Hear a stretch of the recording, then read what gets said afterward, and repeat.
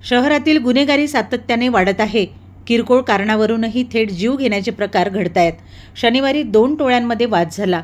एकमेकांना पाडून घेण्याचे आव्हान देत थेट गोदनी मार्गावरील वॉटर फिल्टर परिसरात बोलविण्यात आले.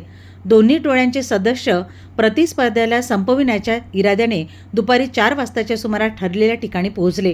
परस्परांवर चाल करून जाणार तोच याची माहिती औदुतवाडी पोलिसांना मिळाली. क्षणाचाही विलंब न करता पोलिसांनी घटनास्थळी गाठून 11 जणांना ताब्यात घेतले. त्यामुळे मोठा गुन्हा होण्यापूर्वीच रोखला गेला.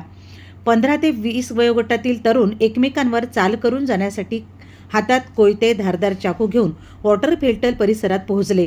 याची गुप्त माहिती मिळताच पोलीस पथकाने घटनास्थळ गाठून वाद विकोपाला जाण्यापूर्वी सर्वांना जेरबंद केले.